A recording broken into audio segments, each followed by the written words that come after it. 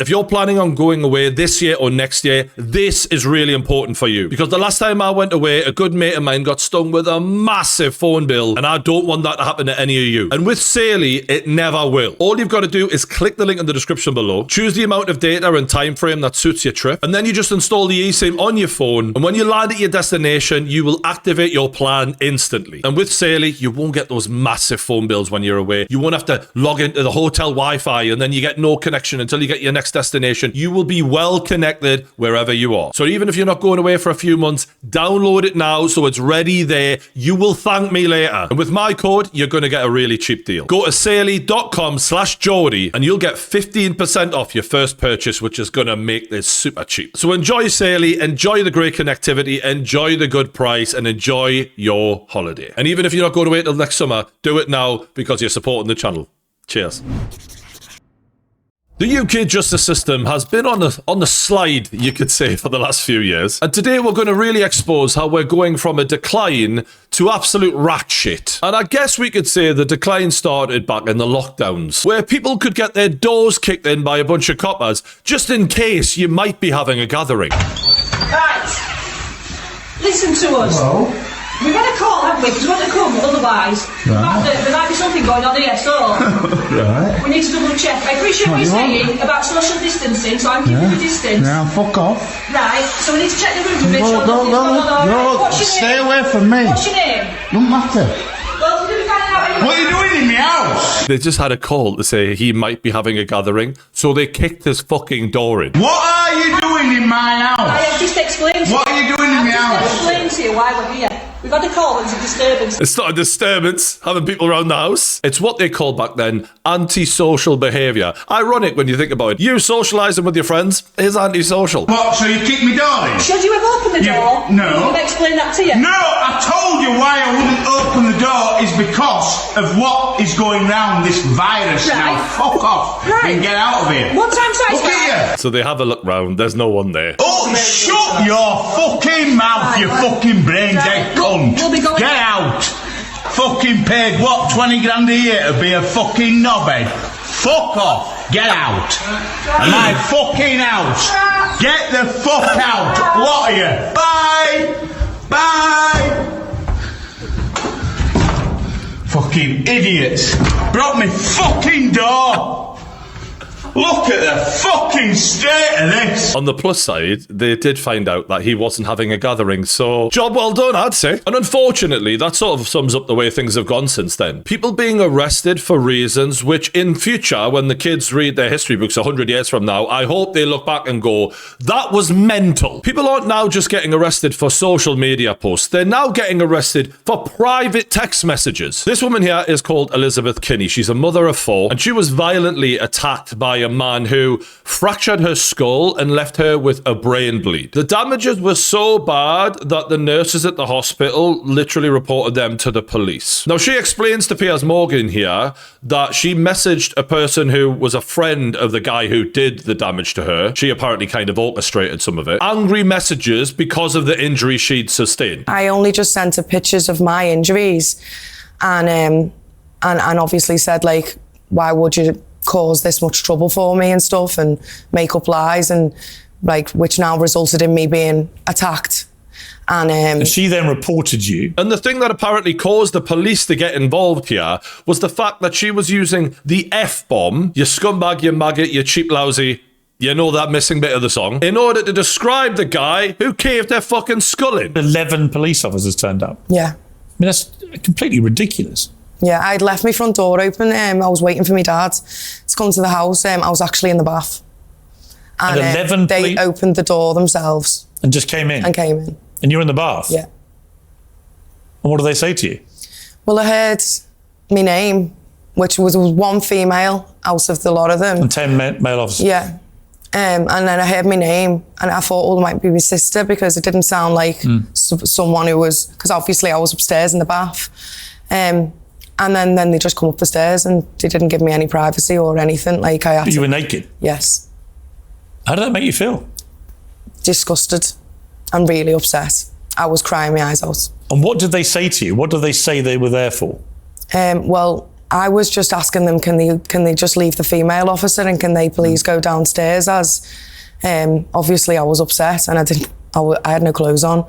And he kind of wanted to watch me get changed, and I was very upset about that. It's fucking insane, isn't it? She was convicted, by the way. And the maddest thing is, the guy who caved that fucking skull in, he didn't get fucking anything from the cops. When the nurses reported, they didn't do anything. And on the one hand, I kind of understand it. You punch one lass's head in, yeah, she's going to bleed on the brain. She'll be fine. And also, it's only one person, right? You use a homophobic slur, you're hurting everyone. So I think we know which one is the one that the police should be turning up for. And if you are naked, so what? It is absolutely mental though, isn't it? Like, if someone caves your skull in and you're calling them nasty, horrible words, in the heat of the moment, when you've got a bleed on your brain, something that can potentially kill someone, I'm not really judging you in the same way. And as bad as that is, and it's fucking mental, our business is about to pick up in the UK because our Deputy Prime Minister wants to get rid of jury trials. First, I will create new Swift courts within the Crown Court with a judge alone deciding verdicts in triable either way cases with a likely sentence of 3 years or less. So if you're involved in a crime that would give you 3 years or less in jail, there will be no jury for you. And if you're wondering why, well, I'll let David Lammy explain. Sometimes reform is necessary if you want to reduce a backlog for everybody at large and actually save the system that's the cornerstone for the more serious trials. And that's what the government's intent on doing.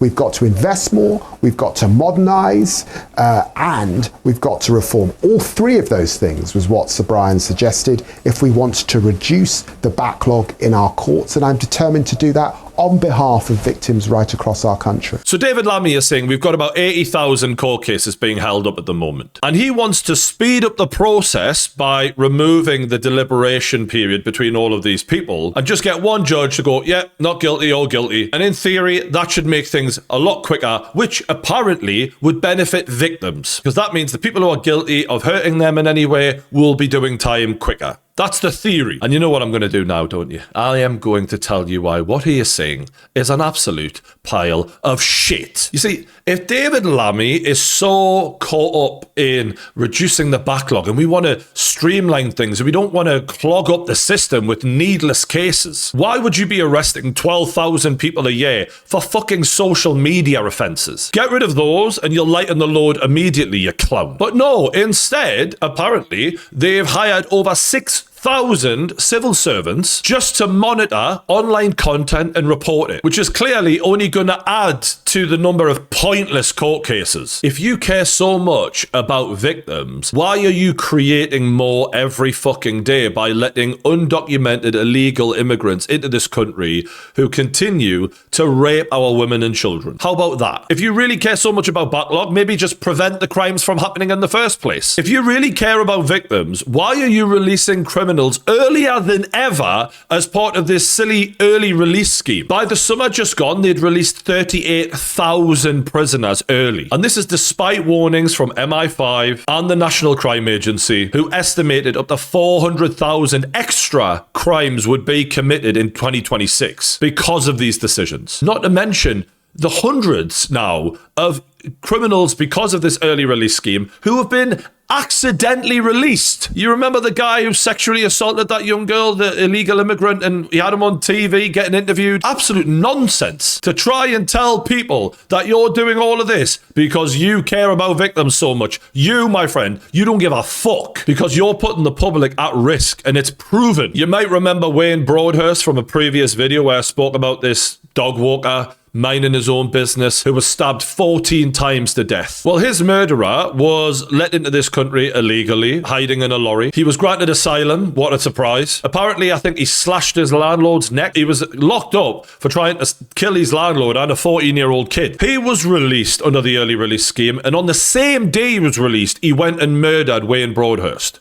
that dog walker, blood on their hands, and they claim that they're reforming the court system because they care about victims. Do me a favour. Correct me if I'm wrong, but releasing these kind of criminals early will not only cause major upset and anxiety for victims out there who they committed the crimes on, you know, the ones you're supposed to be trying to help here. But when those guys then go out and commit more crimes, you're just going to add more of a backlog to the cases you're trying to cut down. Have I got that right? Because that seems mental, given what your goal is. It's almost like this is nothing to do with the backlog and nothing to do with the victims. A bit like how digital ID is fuck all to do with stopping illegal immigration. They just package it up as if it's going to help us in any way to get through what they really want to do for completely different reasons. And look, the real problem with this is court cases where people are losing their freedom. These are serious, despite the way David Lammy talks. The goal of a court case shouldn't be, let's get this done as quick as possible. The goal should be, let's get justice. And as I understand it, while the jury is deliberating and taking their time to make the correct decision, the judge can then move on to other cases and keep things moving along. This, ironically, has the potential to slow things down, because instead of the judge moving on to the next case, he's having to sit there and think about things and weigh things up, unless you're pushing him into making quick-fire snap decisions. And I don't know about you lot, but if I'm ever unfortunate enough, or anyone is who I know is ever unfortunate enough to end up in that situation, I don't really want a judge who's thinking, I've got to fucking make a decision, yeah.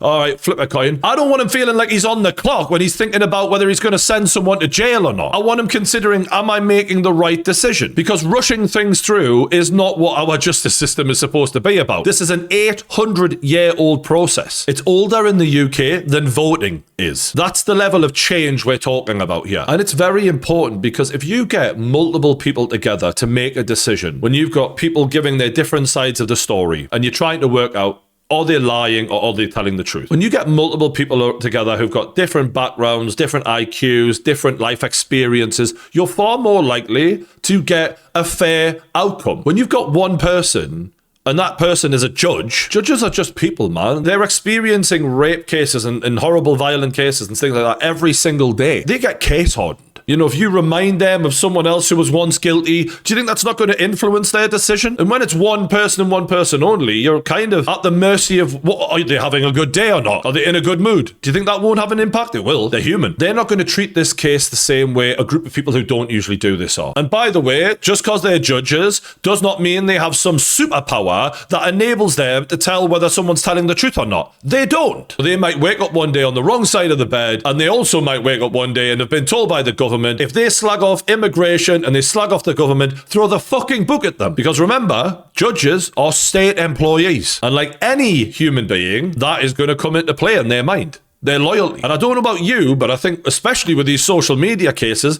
that might play into their head a little bit when they're making their mind up about you. And it's funny because, you know, I was raised to believe Labour are the good guys. And yet, the move that Keir Starmer is making right now, it's the same move that Hitler made, that Stalin made, that many crazy leaders of the past made. You know why? Because it enables you to throw people who oppose you in prison. It's pretty fucking handy. And just a hunch, but I think that might be something to do with this. And look, some of you might not understand the difference between judge versus jury and how the outcome can be vastly different for the exact same thing. You'll all remember the Southport murders, where this horrible, evil piece of shit took those girls, those beautiful little girls' lives, and tried to take several more that day. The outrage was justifiably massive in the country. And Keir Starmer, rather than prioritise doing a deep dive into the dozens of failures that led to Axel Ruder-Cabana being able to commit those atrocities, Starmer chose to prioritise punishing those who were raging about it online. And people obviously said things that they shouldn't have said, but instead of ensuring that this sort of thing could never happen again, he was more focused on silencing those who were pointing the finger at him. And I think that'll go down for me as a moment in history where Starmer really showed no empathy for the general public and where his true priorities lay. Anyone complaining about mass immigration and stuff like that at that time, he wanted to silence them, and he wanted to use this as an excuse to, which shouldn't really come as any surprise to anyone, considering he was a barrister for asylum seekers and helped them not only get asylum but also claim benefits as soon as they arrived in the country. Now, in regards to the difference of treatment of judge versus jury, you'll remember Lucy Connolly. I've talked about her before on the channel. She was arrested for a tweet that she made. She was held without bail bail, and she was threatened with 7 years in prison if she didn't plead guilty. Now, as a mother, she was terrified that she'd not see her child for that long, and she was all fucking shook up. So she pled guilty, as she was terrified into doing so. She went before a judge, and that judge gave her 31 months in jail. Clearly under the orders of the UK government to throw the fucking book at her and anyone else who they could in that moment, to set an example out of them. Bearing in mind, rapists in the UK regularly walk free. This was treated as a bigger risk to the public than people who do horrific violent crimes. And I'm not defending a word she said, she was bang out of order, but that's insane. This guy, on the other hand, Jamie Michael, who was also arrested that week for the exact same thing, social media post, he actually made a video, which I'll play in a bit. He was an ex-Marine, actually working as a massage therapist. They came and arrested him at his place of work while he was with a client. They held him, denying him bail. They threatened him with 7 years in prison if he didn't plead guilty. But he, on the other hand, didn't break. He didn't get scared into pleading guilty, being a Marine. So he went before a jury. When the jury went to deliberation, it took them 17 minutes to find him not guilty. 17 minutes in front of a jury. Lucy Connolly got 31 months in front of a judge. And ironically, this Marine was reported by one of those Labour guys who'd been hired to look on the internet, apparently. Let's take a look at what he was actually locked up for and threatened with 7 years in jail for. Bearing in mind, this was right after the Southport killings. This creature has come from out of the country and now he's killed 3 little girls and 5 others critical, and people are trying to say he's a Cardiff boy. Wise up, people, wise up. We are under attack. I told you this was going to happen 3 months ago, okay? Around the time of the Olympics, they're all going to kick off, and it's kicking off all through Europe, okay? All in France, it's kicking off in this country, in all sorts of different places. Right? We need to get ready. We need to make sure that none of these scumbags come into our valley and settle here, making the place unsafe for our children. Our children got to go to school. Okay? With the current situation, I would say that we even need security on schools now at the moment, okay? And that should be paid for out of our council tax money, which seems to be disappearing into thin air because it's not going into the valleys, it's not going into the leisure centres, it's not going into anything to do with us. He's clearly fucking shook up about this whole thing, and he's like, we need security and all of that. And understandably, when a person walks into a little kiddie's dance hall and does the level of horror that we experienced as a country that day, I think a lot of people were scared to send their kids anywhere. And the timing of this is important. Now, one thing he does go on to say is we need to sort of mobilise here, but not in a violent way. And like I said, organising, okay? Which means, doesn't mean getting bats and knives and stuff and going doing what they're doing. That's not what I'm talking about. I'm talking about doing things the right way. Getting in big groups, having meetings, and going to the council, going to the police, and going to the politicians, okay? Now, my thing is here, whether you agree with them or not is neither here nor there. What we're looking at this video to look at is, does that deserve getting threatened with 7 years in jail? Saying we need to mobilise, we need to go to politicians and complain about this. I mean, fuck me. That's all it took. And if he had gone before a judge and not a jury, it wouldn't have been 17 minutes, would it? It would have been 31 months, just like Lucy Connolly got. And that is why what is going on right now is so fucking important. Keir Starmer wants people like him to serve years in jail for saying things like that. Whether or not you agree with him is by the by. Speaking out like that, it should be a fucking human right, whether or not we agree with anyone. And that just shows that freedom of speech under Keir Starmer is dead, well and truly. When that's all it takes for you to be facing 7 years in jail, it's fucked. It's gone. It is finished. Oh, you can speak your mind to a point. What's that? That's not freedom of speech, is it? Not when you can't even slag someone off after they've caved your fucking skull in private messages. I don't know about you, but if someone caves my skull in, I can call them whatever the fuck I want as far as I'm concerned, like. And the funny thing is, Keir Starmer and David Lammy have both in their careers said we need jury trials because if we don't get them, then the courts are in the hands of the government. And that's a massive problem. Juries being replaced by judges and magistrates is effectively the establishment rather than your peers who live in your community deciding what justice should be. Well, thank you, David. I'm glad you agree. And we've also got a quote from Keir Starmer, who once wrote this in a paper earlier in his career. The right to a trial by jury is an important factor in the delicate balance between the power of the state and the freedom of the individual. The further it is restricted, the greater the imbalance, meaning the greater the imbalance of power. So both of these motherfuckers know, and they've both said earlier in their career, when you do this, it's because the state is trying to gain more power. This is straight out of their own fucking playbook. They know that they're taking one of the oldest rights we have away from people in the UK. And if they know that, then why are they still doing it? Because it's not about speed and a backlog and victims. It's about their agenda. And in order to work out someone's agenda, you just need to look at their actions and the way the judges of the UK are being told to behave right now. Take, for example, Judge Lloyd Clark here. You see, there was a guy called Ross Newman who raped a girl who was under the age of 13 back in the day, and lo and behold, got a suspended sentence. He did no jail time, but he was placed on the sex offenders register, and he violated the terms of that. He was then put in front of Judge Lloyd Clark here for breaking those conditions, and again, he did not get any jail time. Suspended sentence again. Now, this same judge who let this sex offender go walk free, get yourself away, you little scamp, don't do it again. She gave someone 20 months in jail for social media posts. That right there is Keir Starmer's Britain in a nutshell. And ironically, I came across a barrister who was asked their opinion on what the real issues are in the backlog of the courts and actually how to fix them. And lo and behold, she doesn't think David Lammy's onto something here. I sit in murder trials and the defendant is being held in custody, and somebody needs to drive a van from the prison to the court, and they don't manage it. They don't manage it on day 1 or day 2. They don't manage it for weeks, and we sit there waiting and time is lost. I sit in courtrooms where we have to send the jury home because the boiler is broken and they're sitting there in hats and scarves and they can't decide the verdict in a child rape.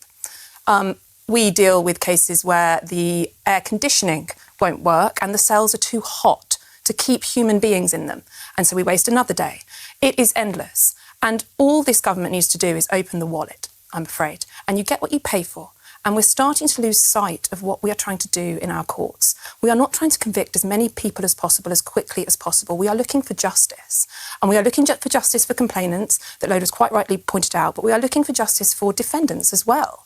We want to get the right people convicted of the right crimes and get the right sentences. Can you see that, so the idea that not having a jury trial could help with the backlog, do you think there's any justification for that? It might shave a day off of a 4-day trial, but it's not going to shave huge amounts of time off. The truth is the evidence still needs to be heard in an open courtroom. The defendant needs to hear the case against him or her. The judge will need to consider the verdict. And at the moment, our courts work twice as hard at the end of a criminal trial. The judge sends the jury out and they are considering their verdict. They are deliberating.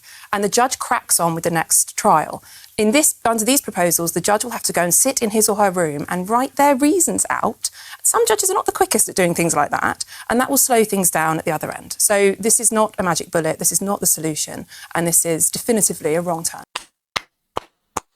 What a woman. Wow. Good lass.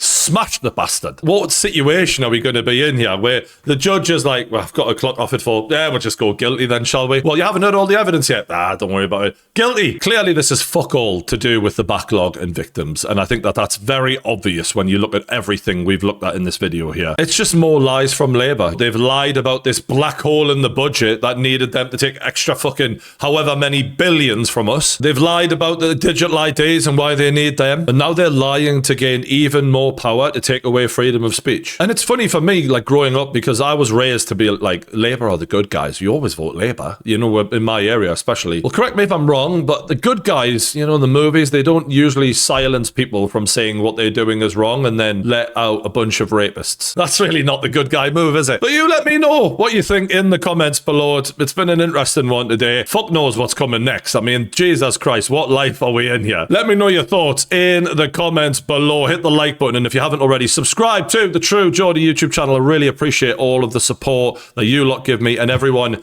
who clicks on the links for the sponsors as well to keep us going. Big love. I'll catch you on the next one.